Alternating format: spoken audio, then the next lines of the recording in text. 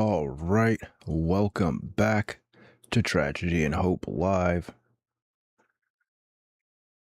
Today, before we get into the book, we're going to look at the mainstream explanation as to why there are so many typos in the book. Now, this article here is a very long article, and the main gist of the article is about how Carol Quigley claims that the ultra right wing misinterprets his work, and the fact that he claims that there's secret societies running the world and Jewish bankers and all that stuff in the book. He's like, yeah, but the right wing's just kind of taking it the wrong way, though. The whole secret society thing and the Illuminati and all that stuff. He's like, they don't get it. I don't know if that's true. I think people do get it. But here we go. It says here, Professor Quigley's contract also stipulated that in the event that his book should go out of print, he would have the right to recover the plates. He learned in March of 1974 that the plates to his works had been destroyed. This was in addition to finding out that the publisher had been turning away customer inquiries on the book. Contrary to what they told Quigley, Tragedy and Hope was a very popular and sought-after history text. So basically, what he's taking this article from was the professor who knew too much. So basically, what had happened was it seems like somebody was putting pressure on the publishers to not print Tragedy and Hope anymore because it was basically revealing too much. Let's see, it was like J.P. Morgan and some other people.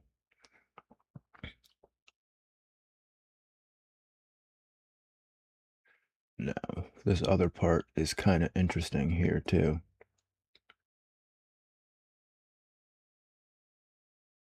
It says, Quigley's publisher, Peter Rittner, contacted him and told him there would now be no advertising on any books that are published in the next 6 months. Rittner put up a fight, says Quigley, and he got one ad for Tragedy and Hope, which was a quarter page in the New York Times Book Review. By 1968, the book was out of print. Collier then brought back the last half of Tragedy and Hope as a paperback entitled The World Since 1939, A History, all the while continuing to tell everyone that Tragedy and Hope was out of print. The professor would soon find out that Tragedy and Hope had been pirated and that a photo replication that was exactly the same except for the gold trim included on the original had become available on the black market and was being sold via a loose network of booksellers across the country. To Quigley's dismay, Macmillan didn't give a damn it was pirated, and he stated that they had lied to me so many times, they had lied and lied and lied to me, and also to his publisher, Rittner, who had disclosed previously that he thought that Tragedy and Hope was marvelous. So that might be another explanation. This might be one of these photocopy, like a replication of the photocopied one, because there are some weird, like, photo kind of like where it's not a misprint or a typo. Well, it's not a typo, but it's like just missing part of the letter like it would be if it was like photocopied or something like that.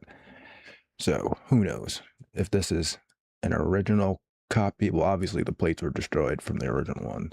So it's either a copy, a photocopy of the original, or one of these replication copies. Kind of interesting.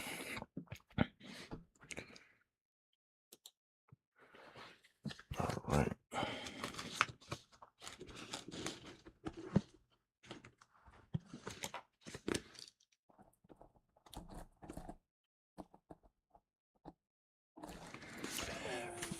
All right, so we're on the New Age, page 874, second paragraph down.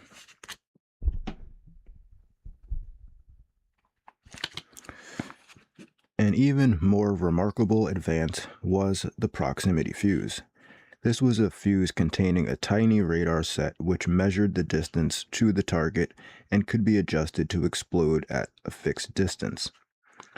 First used to explode AA shells within lethal distance of enemy planes, it soon was adopted to explode just over the heads of ground forces. The latter use, however, was not permitted for more than 2 years, for fear the enemy would obtain a dud and be able to copy it. The proximity VT fuse was, after the atom bomb, the second greatest scientific achievement of the war, although the magnetron contributed more than either to an Allied victory. Producing the fuse seemed impossible.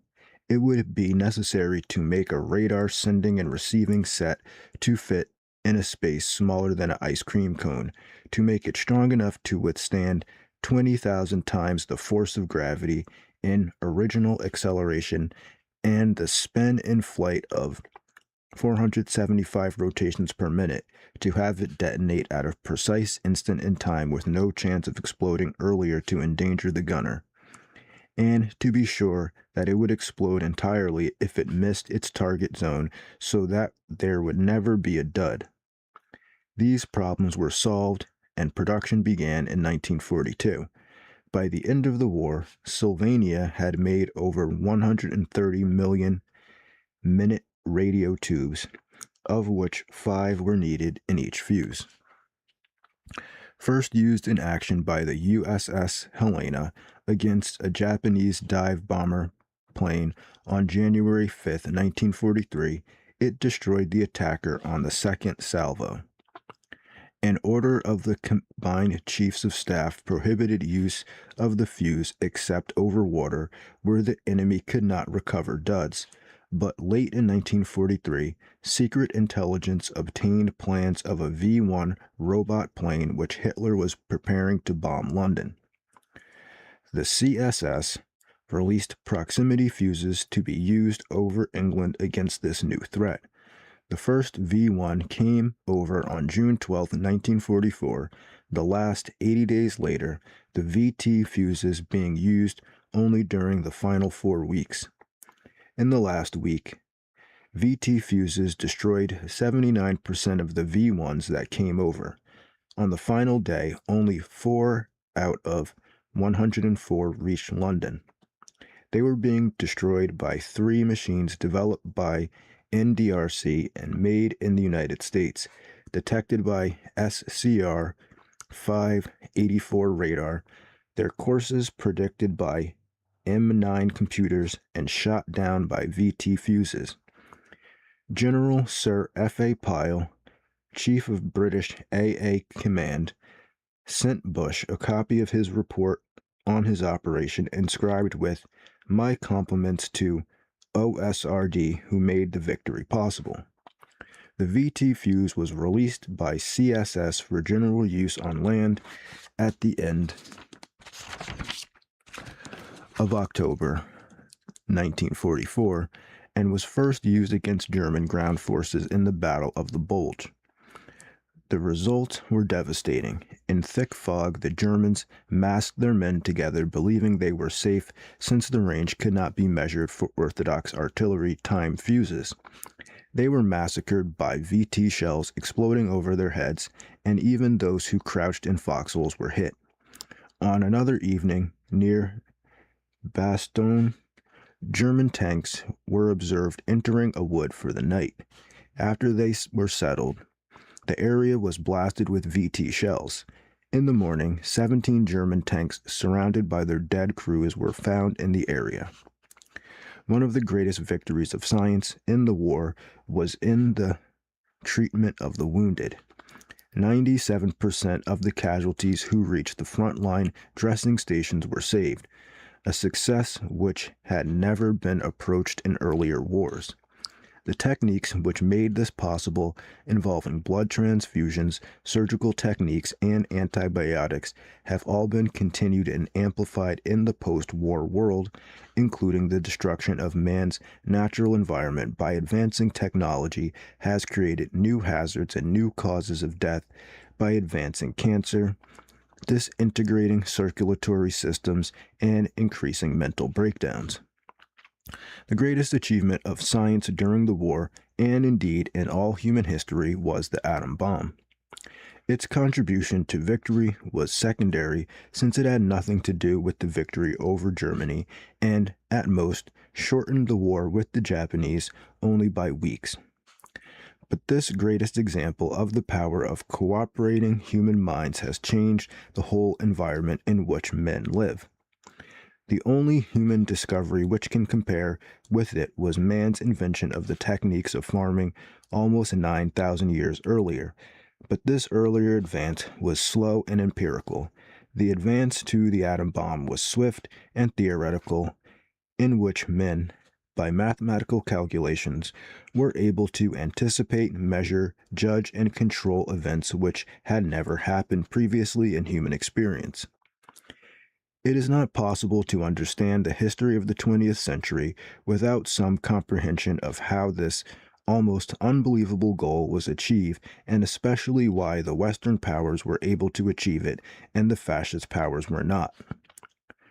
As late as the fall of France in 1940, all countries were equal in their scientific knowledge because science was then freely communicable, as it must be by its very nature.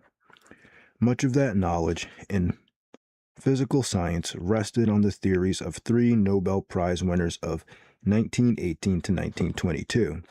These were Max Planck, 1858 to 1947, who said that energy did not move in a continuous flow like water, but in discrete units called quanta, like bullets. Albert Einstein, 1879 to 1955, whose theory of relativity indicated that matter and energy were interchangeable according to the formula E equals mc squared, and Niels Bohr, 1885 to 1962, who offered a picture of the atom as a planetary structure with a heavy, complex nucleus and circumrotating electrons in fixed orbit established by their energy levels according to Planck's quantum theory. At that time, 1940, all scientists knew that some of the heavier elements naturally disintegrated and were reduced to somewhat lighter elements by radioactive emission of negatively charged electrons or positively charged alpha particles. Helium nuclei consisting of two positively charged protons with two uncharged neutrons. That's the helium-3 from the Gundam thing. As early as 1934, in Rome, Enrico Fermi, Nobel Prize 1938, and Emilio Sergei, Nobel Prize in 1959, without realizing what they had done, had split uranium atoms into lighter elements, chiefly barium and krypton. I don't know that was a real thing. By shooting neutrons into the uranium nucleus. Such neutrons had been isolated and identified in 1932 by Sir James Chadwick, Nobel Prize winner in 1935. Although Ida Nodak at once suggested that Fermi had split the atom, the suggestion was generally ignored until Otto Hahn, Lise Meitner, and Fritz Strassmann in Germany in 1937 to 1939 repeated Fermi's experiments and sought to identify the bewildering assortment of lighter radioactive elements which emerged when uranium was bombarded with a stream of neutrons. By February 1939, it was established that the heaviest element, 92 uranium, could be split in various ways into lighter elements nearer the middle of the atomic table, and that large amounts of energy were released in the process. For example, 92 uranium might be split into 56 barium and 36 krypton. The reasons for the release of the energy was the nuclear particles, protons and neutrons, had smaller masses in the nucleus of elements near the middle of the atomic table than they had in the nuclei of elements near the top or bottom of the table, or than particles had alone outside any nucleus. This meant that the nuclear particles had the least mass in the elements near 26 iron, and that the energy would be released if heavier elements could be broken into lighter ones nearer iron, or if lighter elements could be built up into heavier elements nearer iron. Now that scientists can do both of these things, at least at the very top, hydrogen, and at the very bottom, uranium, of the table, we call the splitting process fission and the building up process fusion of nuclei. As explosive forces, they are now represented by the atomic and the hydrogen bomb, thermonuclear, the atomic and the hydrogen thermonuclear bomb. The amount of energy released by either process can be calculated by Einstein's equation E equals mc squared, where c is the speed of light, 30 billion centimeters, or about 186,000 miles per second. By this equation, if only 1 ounce of matter is destroyed, 5,600,000 kilowatt hours of energy would be released. In 1939, of course, no one could conceive how lighter elements could be fused into heavier ones, as scientists had just revealed uranium could be fissured. To the historian of these events, the months of January and February of 1939 are of crucial significance. On January 2nd, Fermi, self-exiled from Mussolini's Italy, reached New York with his wife and children from Stockholm, where he had just received the Nobel Prize. 4 days later, the Hahn-Straussman report on uranium fission was published in Germany, and Otto Frisch, sent by his aunt Lisa Meitner from Sweden, where they were both refugees from Hitler's Germany, dashed to Copenhagen to confer with Bohr on the real meaning of Hahn's report. Bohr left the next day, January 7th, to join Einstein at the Institute for Advanced Study in Princeton, while Frisch and Meitner in Sweden repeated Hahn's fissure of uranium and reported on the results in quantitative terms in the English journal Nature on February 11th and 18th, 1939. These reports, which first used the word fission, introduced the atomic age and showed that, weight for weight, uranium fission would be 20 million times more explosive than TNT. Such a burst of energy would, of course, not be noticed in nature if only a few atoms of uranium split. Moreover, no large number would split unless the uranium was so pure that its atoms were massed together, and unless the stream of splitting neutrons continued to hit their nuclei. Immediately in February 1939, a number of scientists thought that these two conditions, which do not exist in nature, might be created in the laboratory. It only took a few minutes to realize that this process would become an almost instantaneous chain reaction if extra electrons, to serve as fission bullets, were issued by the splitting process. Since the uranium nucleus has 146 neutrons, while barium and krypton together have only 82 plus 47, or 129, it is obvious that each split uranium atom must release 17 neutrons capable of splitting other uranium atoms if they hit their nuclei with the right momentum. This idea was tested at once by Friedrich Joliot-Curie, Nobel Prize 1935 in Paris, and by Fermi and another refugee, Leo Szilard, with their associates at Columbia University, New York. The three teams submitted their reports to publication in March 1939. Bohr and others had already suggested that large-scale uranium fission does not occur in nature because natural uranium was widely dispersed atomically by being overwhelmingly diluted in chemical combination and mixture with other substances in its ores. They pointed out also that even pure natural uranium would probably not explode because it was a mixture of three different kinds of isotopes of uranium, all with the same atomic number, 92, and thus with the same chemical reactions, since these are based on the electrical charge of the nucleus as a whole, but with quite different atomic weights of 234, 235, and 238. These isotopes could not be separated by chemical means since their identical atomic numbers or nuclear electrical charges meant that they had the same chemical reactions in joining to form different compounds. They could be separated only by physical methods based on their slightly different mass weights.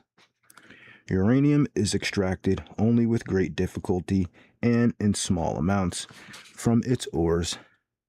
99.2% of it is U-238, or 0.71% of it is U-235, and only a trace is U-234. Thus, natural uranium has 140 times as much U-238 as U-235. It was soon discovered that U-235 was split by slow or very fast neutrons, but when it split, it emitted very energetic neutrons traveling at high speeds. These fast neutrons would have to be slowed down to split any more U-235, but since U-238 gobbles up all neutrons which come by at intermediate speeds, chain reaction fission in uranium cannot occur in nature, where each atom of U-235 is surrounded by atoms of U-238 as well as by other neutron-absorbing impurities. From this, it was clear that a chain reaction could be continued in either of two cases. One, if very pure natural uranium could be mixed with a substance called a moderator, which would slow down neutrons without absorbing them, or two, if a mass of U-235 alone could be obtained so large that the fast neutrons emitted by fission would slow down to splitting speed before they escaped from the mass. The former reaction could probably be controlled, but the latter mass of U-235 would almost certainly explode spontaneously, since there are always a few slow neutrons floating around in space to start the chain reaction. Even in 1939, scientists guessed that ordinary water, heavy water made of hydrogen with a nucleus of a neutron and a proton instead of only one proton, or carbon, would make good moderators for a controlled acceleration or reaction. They also knew at least four ways in which, by physical methods, U-235 could be separated from U-238. At the very end of 1939, scientists had worked out what happened when U-238 gobbled up intermediate speed neutrons. It would change from 92 U-238 to 92 U-239, but almost at once the U-239, which is unstable, would shoot out a negative charge, beta ray or electron, from one of the 147 neutrons in its nucleus, turning that neutron into a proton,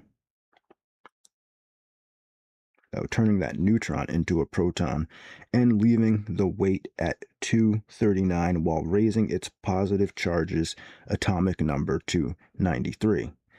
This would be a new element, one number beyond uranium, and therefore named neptunium after the planet Neptune, one planet beyond Uranus as we move outward in the solar system.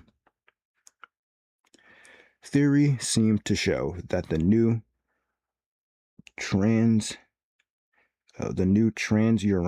element 93 Np 239 would not be stable but would soon, it turned out to be about 2 days, shoot out another electron from a neutron along with energy in the form of gamma rays. This would give a new transuranic element number 94 with a mass of 239. This second transuranic element was called plutonium with the symbol of 94Pu239. At the very end of 1939, theories seemed to indicate that this plutonium, like U-235, would be fissured by slow neutrons if a sufficiently large lump of it could be made. Moreover, since it would be a different element with 94 positive charges, it could be separated from the 92 U-238 in which it was created by chemical methods, usually much easier than the physical methods of separation required for isotopes of the same element.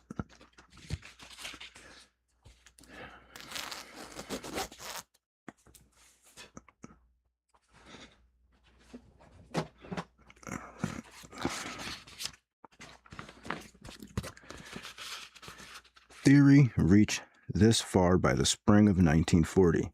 At that time, in the space of the months April to June, several things happened. 1. The Nazis overran Denmark and Norway, capturing Bohr in one country and the world's only heavy water factory in the other. 2. News reached America that the Nazis had forbidden all further sales of Czechoslovakia's uranium ores and had taken over the great part of Germany's major physical research laboratory, the Kaiser Wilhelm Institute in Berlin, for uranium research. 3. A blanket of secrecy was dropped throughout the world on scientific research on nuclear fission. And 4. The Nazis overran the Netherlands, Belgium, and France, capturing, among others, Joliot Curie. At that time, uranium was a largely worthless commodity, of which a few tons a year was used for coloring ceramics. It was produced only incidentally as a byproduct of efforts to produce other minerals such as cobalt or radium. Just before war began, Edgar Singier, managing director of the Union Minery of Katagana, Belgian Congo, learned from Joliot Curie his discovery of chain fission of uranium-235.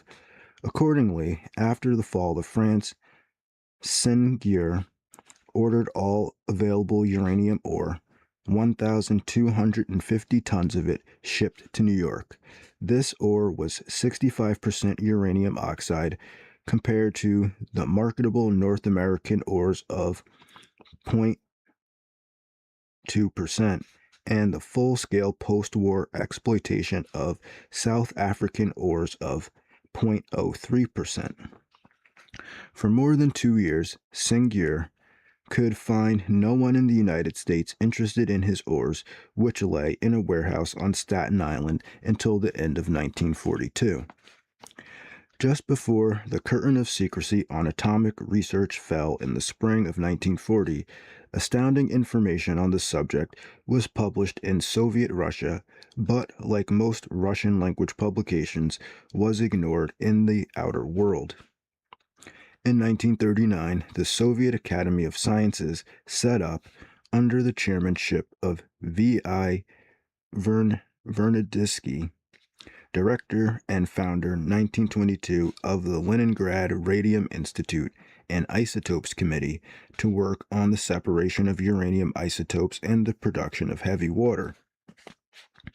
The first cyclotron in Europe, an atom smasher of 4 million electron volts, 4 MeV, which had been operational since 1937, went into full experimental use in 1940, and at the same time, the Academy of Sciences ordered immediate construction of a cyclotron of 11 MeV, comparable to the world's largest, the 60-inch cyclotron at the University of California, operated by Ernest O. Lawrence, the inventor of these machines, Nobel Prize 1939. In this same fatal spring of 1940, a conference on isotope separation in Moscow publicly discussed the problems of separation of U-235, subsequently Y.B. Karyaton and Y.B. Zeldovich published a paper on the problem of the critical mass for spontaneous explosion of the isotope, the kinetics of chain decomposition of uranium, in Journal Experimentio. No, I don't know what that is, but it's the Experimental Journal something X, 1940, and it says 477, so I guess it's on page 477 of that. This was followed by publication of similar papers, some even in 1941, which might have shown clearly to anyone who wished to see that the Soviet Union was further developed than the United States at that time. No one, unfortunately, did wish to see. About that same time, Edwin A. Macmillan, Nobel Prize 1951, and Philip H. Abelson, using E.O. Lawrence's Great Cyclotron at Berkeley, California, had studied the results arising from neutron bombardment of uranium-238 and indicated the nature of 93 neptunium and the fissionable possibility of 94 plutonium. Physical Review, June 15, 1940. Bohr, as well as Lewis A. Turner of Princeton, had already indicated some of the characteristics, including fissionability of plutonium. The Soviet position in atomic research in 1940 is astonishing in view of the depredations inflicted on Soviet scientists by Stalin in the purges of 1937 to 1939.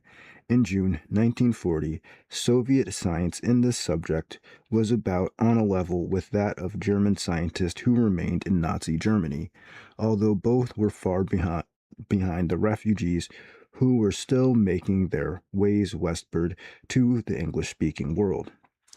The Soviet scientists were, apparently, interested in atomic research only for industrial power purposes and were not much concerned with achieving atomic explosives. Accordingly, they concentrated on atomic piles of mixed uranium isotopes rather than on uranium separation, and most of their work was suspended after the Nazi invasion in 1941. In a similar way, the remaining German scientists, although seeking the bomb, decided in February 1942 that large-scale separation of isotopes was too expensive to be practical and sent the rest of the war years on the hopeless task of trying to devise an atomic pile which could be used as a bomb.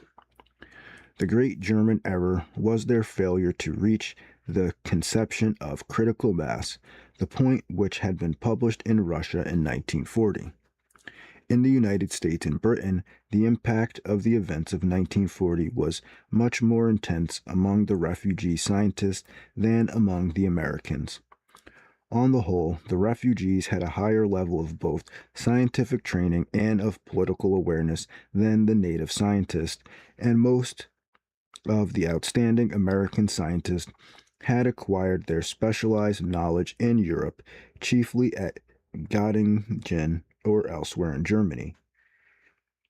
As early as April 1939, a group of Hungarian refugees, led by Leo Szilard and including Eugene Wigner, Edward Teller, and John van Neumann, tried to establish a voluntary censorship of research information and to arouse the American government to the significance of the possible atom bomb. On March 17, 1939, Fermi visited the admiral in charge of the technical division of the Navy operations, but could arouse no interest.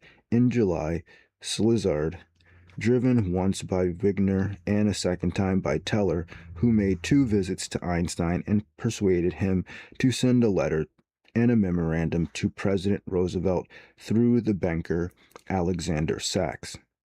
The president read the material on October 11, 1939, and the wheels of government began to move, but very slowly.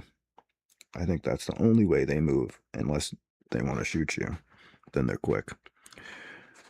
Only on December 6, 1941, the day before Pearl Harbor, was the decision taken to make an all-out effort to unlock atomic energy. When the curtain of secrecy fell in June 1940, all the theory needed for the task was known by all capable physicists. What was not known was 1. That their theories would work, and 2. How the immense resources needed for the task could be mobilized. As late as 1939, less than an ounce of uranium metal had ever been made in the United States. Now it was necessary to make tons of it in extremely refined form. To build an atomic pile for a controlled nuclear reaction, hundreds of tons of heavy water or of graphite refined to a degree hitherto unknown were also needed. This task, entrusted to the direction of Arthur H. Compton, Nobel Prize 1927, with Fermi doing the actual work, was set up at the University of Chicago.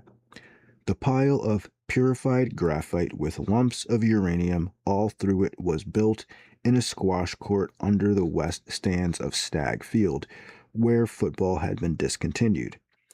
The pile of graphite, shaped as roughly flattened sphere about 24 feet in diameter, had 12,400 pounds of uranium in small scattered lumps distributed in a cube at its center. Neutron counters, thermometers, and other instruments kept track of the fission rate going on inside it. Before the top layers could be added, these indicators began to rise increasingly rapidly to danger levels. Therefore, rods of cadmium steel were inserted through the graphite lattice. Cadmium, which absorbs large quantities of neutrons without being changed, could be used to hold back the fission process until the pile was finished. On December 2, 1942, before a team of scientists, these cadmium rods were slowly withdrawn to the point where a chain nuclear reaction took off. It could be dampened down or speeded up to explosive level simply by pushing the rods or pulling them out. This first sustained nuclear reactor was a great success, but it contributed little towards an atom bomb. Within it, at full operation, plutonium was made at a rate which would require 70,000 years to obtain enough for a bomb. This pile operated on purified natural uranium, which was the U-238, was 140 times the U-235. To separate U-235 from U-238 by physical methods, 4 techniques were attempted on parallel paths. 2 of these ceased to be significant after the end of 1934. The 2 survivors were gas diffusion and electromagnetic separation. In the latter, gaseous compounds of uranium were electrically charged so that they would move along the vacuum tube and pass through a powerful magnet which made them swerve.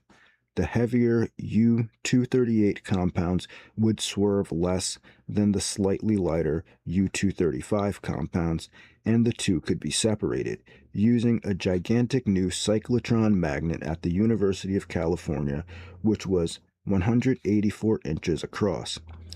Ernest O. Lawrence and Emilio Sergei showed that it would require about 45,000 such units to separate a pound of U-235 a day. The electromagnetic separator plant called Y12, as set up at Oak Ridge in 1943, covered 825 acres and was housed in 8 large buildings, 2 of which were 543 feet by 312 feet. Several thousand magnets, most of which were 20 feet by 20 feet by 2 feet, consumed astronomical quantities of electricity in separating uranium isotopes into gigantic tanks. These tanks, weighing 14 tons each, were pulled out of line by as much as 3 inches by the magnetic attraction created, straining the pipes carrying uranium compound, and eventually they had to be fastened to the floor. Since copper for electrical connections was in such short supply, 14,000 tons of silver from the Treasury Reserve of American paper money was secretly taken from the Treasury vaults, although still carried publicly on the Treasury balance sheets, and made into wiring for the Y12 plant. From this plant came much of the U-235 used in the Hiroshima A-bomb. The gaseous diffusion method, which had been carried fairly far by the British before America took it over, took advantage of the fact that atoms of lighter U-235 gas moved more rapidly than heavier U-238 and thus passed more rapidly through a porous barrier. If a mixture of the two isotopes in the only available gaseous form of the unstable and violent corrosive uranium hexafluoride were pumped thus through 4,000 successive barriers with billions of holes, each not over 4/10,000,000ths of an inch, the mixture after the last barrier would largely be U-235, form of the compound 90% pure. By the end of April 1943, in 3 adjacent valleys near Oak Ridge, Tennessee, 3 plants were under construction for gaseous diffusion and electromagnetic separation of U-235 and for a large uranium pile to make plutonium out of U-238. By the end of the war, Oak Ridge, covering 70 square miles, had a population of 78,000 persons and was the 5th largest community in Tennessee. Because the plutonium plant was so dangerous, owing to its enormous generation of heat and radioactivity, a larger and more isolated plant was begun on a tract of 670 square miles near Hangford, Washington. A construction camp of 60,000 workers was set up there in April 1943. Construction of the first fission pile was begun in June, and it began to operate in January 1945. It is interesting to note that the 2 sites at Oak Ridge and Hanford were chosen for their proximity to the hydroelectric power plants of the Tennessee Valley Authority and Grand Coulee, which had been built by Roosevelt's New Deal.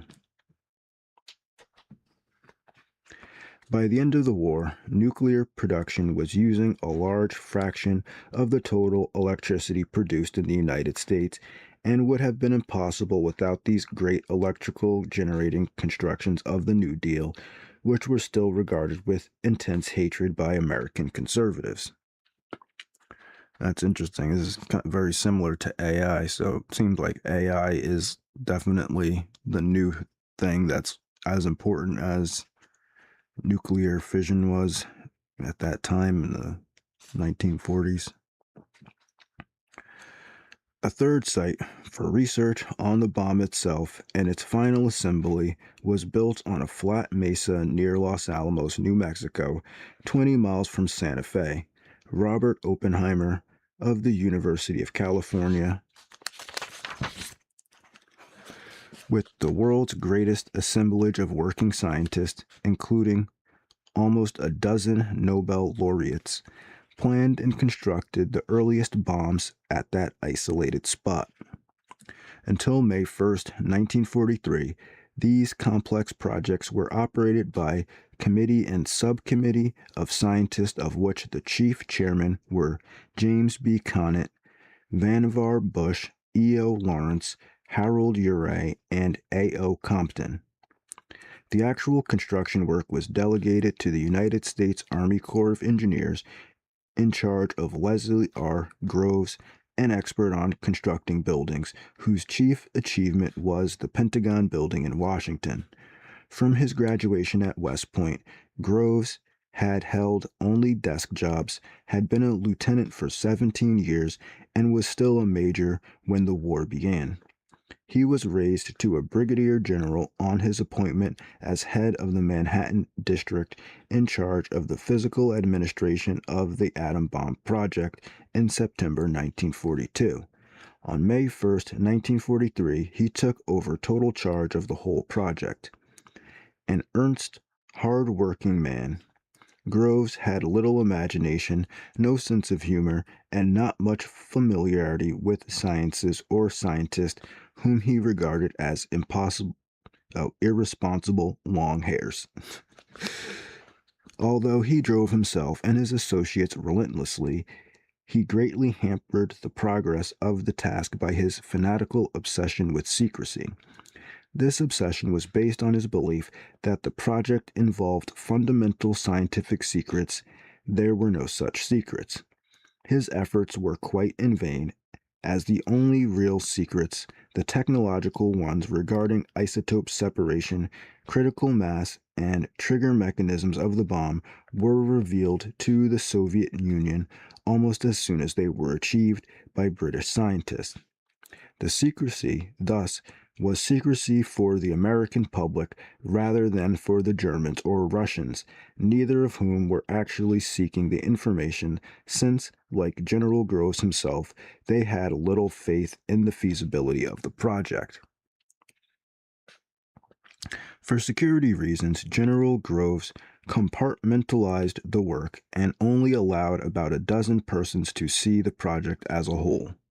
Consequently, the vast majority of those working on the project were not allowed to know what they were really doing or why, and this lack of perspective greatly delayed the solution of problems. The whole project of about 150,000 persons were segregated from their fellow citizens, all communications were cut off or censored, and the project was overrun with guards and security officials who did not hesitate to eavesdrop, read mail, monitor telephones, record conversations, and isolate individuals. These activities significantly delayed American achievement of the atom bomb without achieving their ostensible purpose, since there is no evidence that either the three enemy powers could have made the bomb or that Russia's making the bomb was significantly delayed by General Groves' extreme degree of secrecy. General Groves' personal position was paradoxical.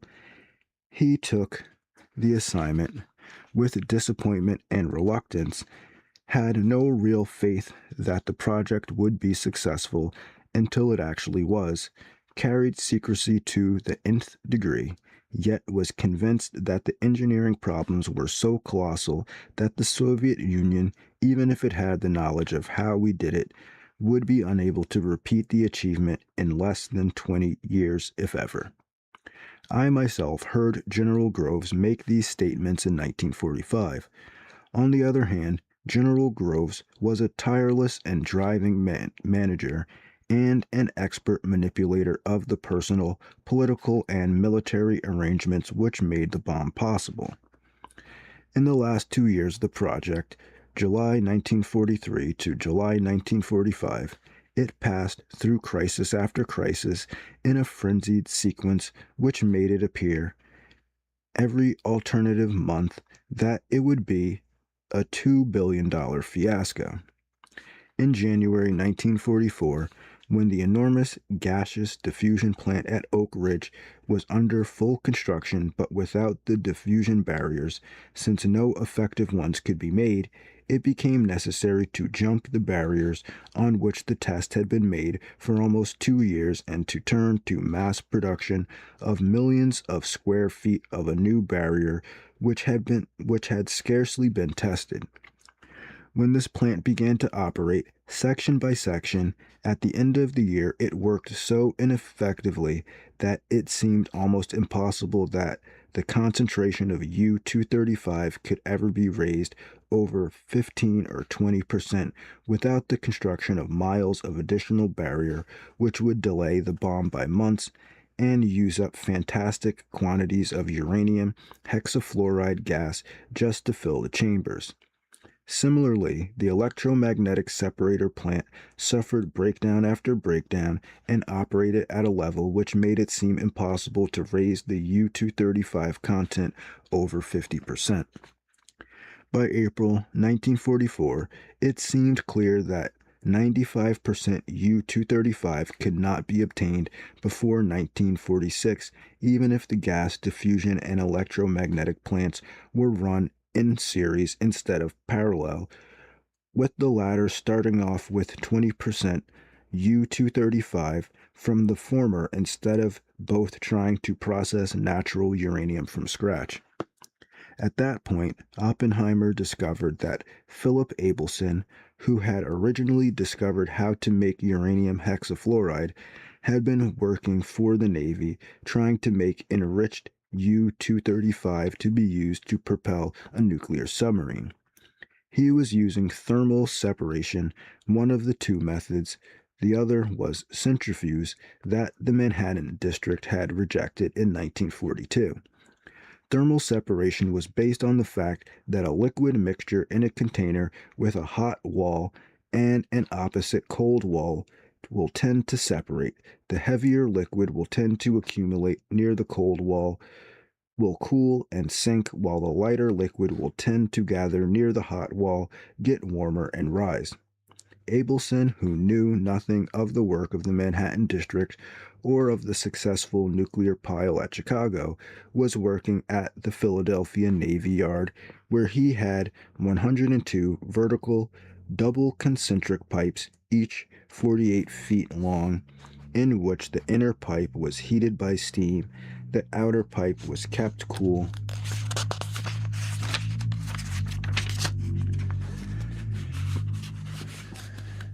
and the ring-shaped space between the two was filled with a uranium liquid mixture whose two isotopes tended to separate from each other. From the top of these pipes, he hoped to be able to draw off 1/5 ounce a day of 5% U-235 by July 1st, 1944. Groves grasped at this straw and on June 27, 1944, signed a contract for a thermal fusion plant at Oak Ridge to be ready in 90 days. The new plant, which eventually cost over $15 million, was 522 feet long, 82 feet wide, and 75 feet high, and was to contain 21 exact copies of Abelson's plant. 2,142 tubes in all, and it would yield U-235 enriched to a few percentage points to be fed into the inadequate gas diffusion plant. It began to produce in March 1945. By placing the three separation methods in sequence and working night and day to improve the efficiency of all three, it began to look as if U-235 for one bomb might be available in the second half of 1945. These disappointments with U-235 naturally turned men's hopes to plutonium being made at Hanford. When the first giant pile went critical there on September 27, 1944, it shut itself down after a day and then restarted again after another day. Frenzied study and consultation with the smaller piles at Oak Ridge and at Chicago finally revealed the unexpected production within the pile of a neutron-absorbing isotope, xenon-135, with a half-life of 9 hours. The pile started itself again when this decayed and thus stopped draining neutrons from the uranium fission process. This problem was eventually solved by greatly increasing the uranium tubes in the pile. All through this worry, Los Alamos was having problems with the trigger mechanisms. Experiment and calculations eventually showed that the critical mass of U-235 was less than 11 pounds, about the size of a small grapefruit. If it were properly compressed in a spherical shape.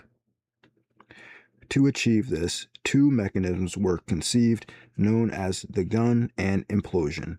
The gun was designed to create a critical mass by shooting a lump of U-235 at high velocity into a subcritical mass so that the combination would be over the critical mass. The resulting shape, however, was so unspherical that it was calculated that the whole amount of U-235 necessary for the gun trigger bomb would be almost twice the ideal critical mass. This increase from about 11 to 21 pounds of U-235 per bomb would extend the date on which the bomb was ready by weeks, since the output of U-235 was so small.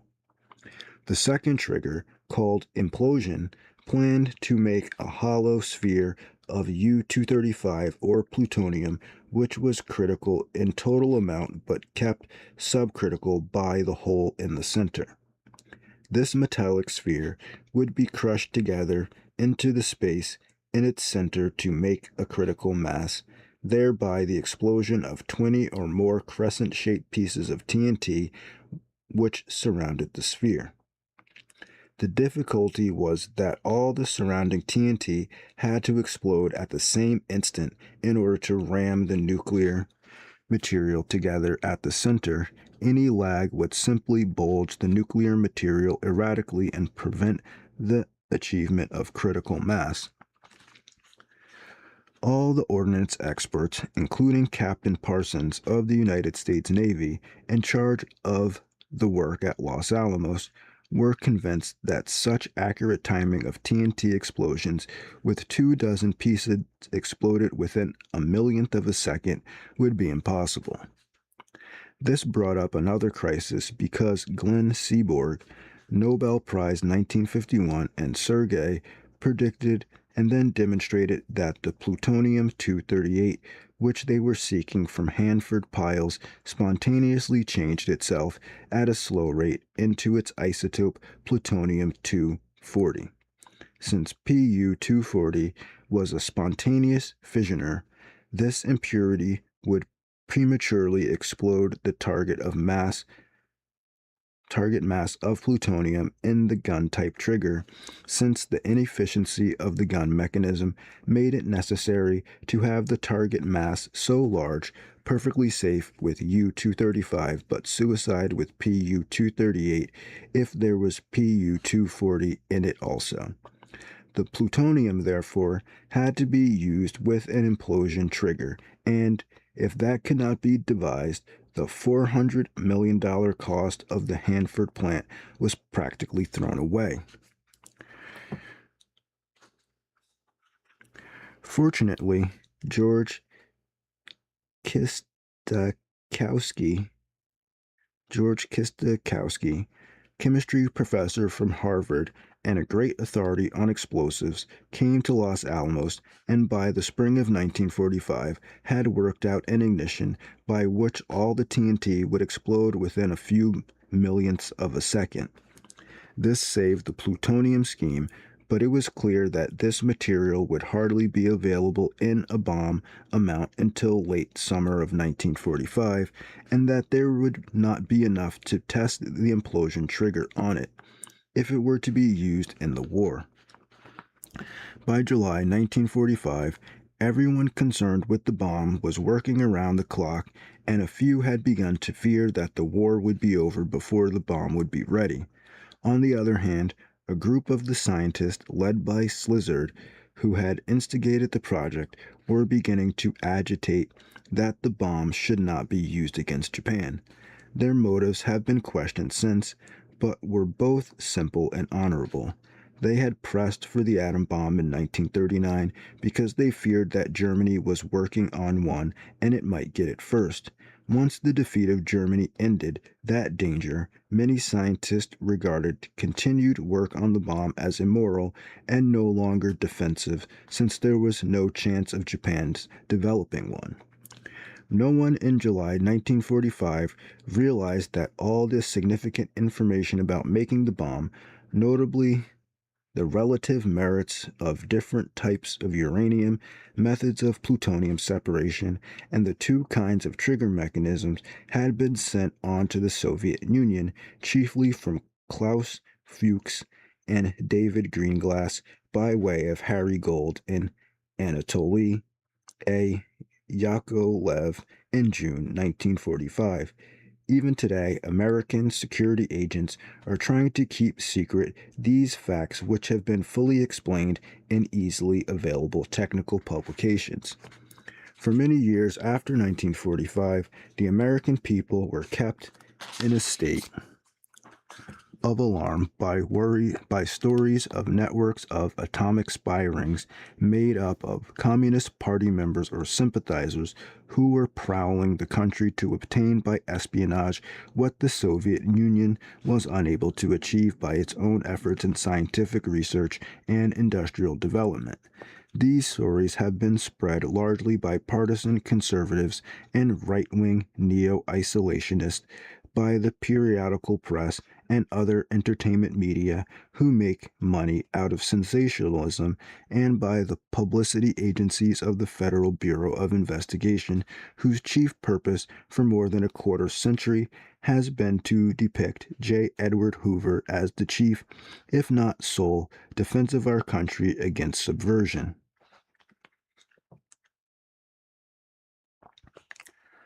All right. How much is left? All right, there's only 2 pages left. An early and fairly typical example of these efforts was a semi-documentary film called The House on 92nd Street, which was made by Louis de Rochemont in collaboration with the FBI and was widely and favorably viewed by the American people in 1946. It showed that the FBI, before the war, had infiltrated the Nazi espionage network in this country and successfully frustrated its large-scale efforts to communicate to Germany atomic secrets which it had obtained from an employee in the atomic plant under military control. At the end of the picture, the commentator's voice announced that the efforts of the FBI had successfully frustrated all efforts by foreign agents to penetrate our atomic secrets during the war and would continue to do so. The falsehoods in this motion picture, as in most of the subsequent publicity on atomic spying, are too numerous to be refuted completely. But it might be pointed out that atomic security was guarded by military intelligence exclusively, and the FBI knew nothing of the project until April 1943, when Army Intelligence G2 asked the FBI to stop its surveillance of a Manhattan District employee whom the FBI had been watching because he was a suspected communist, not because he was in the atomic project, of which the FBI knew nothing official until April 5th, 1943. G2 continued as the sole agency in Manhattan District security until after the war, although it used the resources of FBI, such as fingerprint files, as of other government agencies on a cooperative basis. As for the tale of FBI exploits in the house on 92nd Street, as late as 1962, General Groves knew of no German efforts at atomic espionage. As to the final boast of that movie, that no atomic secrets had been stolen during the war owing to FBI efforts, we now know that the information which was stolen went to the crowd that the FBI was watching, the communists. Most of the stories of atomic espionage, which are now accepted as gospel by most Americans, are similar to the house on 92nd Street. These stories were spread by partisan groups to discredit the Democratic administration, which had been in office in Washington from 1933 to 1953, by fanatical, neo isolationist conservatives who wished to discredit foreigners, including our allies such as England, scientists, the United Nations, and all persons whose political sympathies were anywhere to the left of Warren G.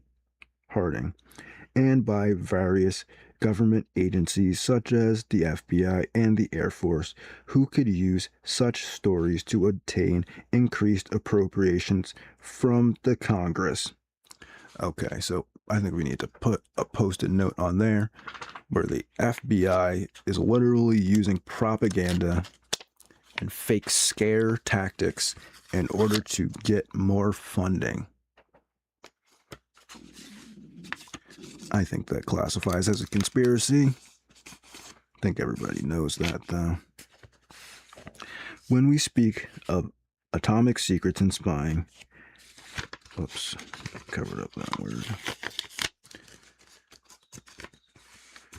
We must distinguish three quite different types of information. 1. Scientific principles. 2. Questions of general production tactics, such as which methods are workable or unworkable. And 3. Detailed information of engineering construction.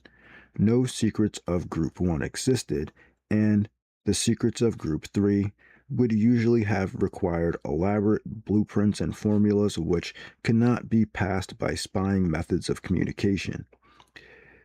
There remains information of Group 2, which could be extremely helpful in saving wasted time and effort. In most cases, information of this type would have little meaning to anyone without a minimum of scientific training.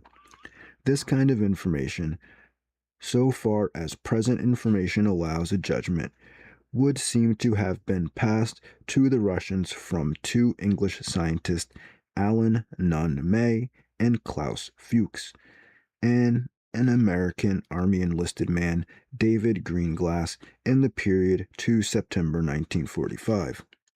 Nunn May had little directly to do with the A-bomb, but he had worked on the heavy water nuclear pile in Canada and had visited the graphite pile in Chicago several times. He gave Soviet agents Lieutenant Angelov and Colonel Zabotin in Canada considerable information about atomic piles, as well as the daily output of U-235 and plutonium at Oak Ridge, 400 and 800 grams respectively, and handed over a trace of the uranium isotope U-233. The information from Fuchs, which was much more valuable, culminated about the same period, June 1945, and gave information on gaseous diffusion, the two trigger devices, and the fact that the work had been done without much success towards a fusion H-bomb. Greenglass, at the same time, gave the same Russian contact, Harry Gold, a rough sketch of part of the implosion trigger for the A-bomb. There may have been other spying episodes of which we are not now aware, but the information passed to the Russians, of which we are now aware, probably did not contribute much significant aid to their achievement of the A-bomb. The H-bomb will be considered later. Statements frequently made that the Russians could not have made the A-bomb without information obtained from espionage, or statements that such information speeded up their acquisition of the bomb by years or even by 18 months, are most unlikely. Although here we again cannot be sure. They must have been saved from trying some unremunerative lines of endeavor, but the real problems in making the bomb were engineering and fiscal problems which Russia could overcome on a crash basis once it was known that we had such a bomb. This knowledge was given to the world by the destruction of Hiroshima.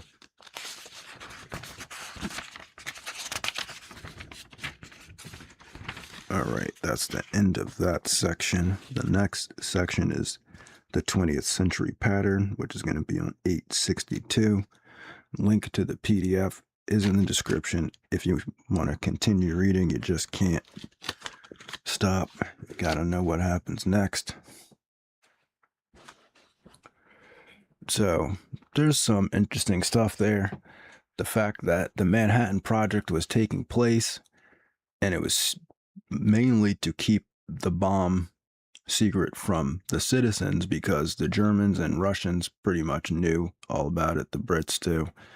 They knew all about nuclear fusion and fission and how to basically make atomic energy, the chain reaction.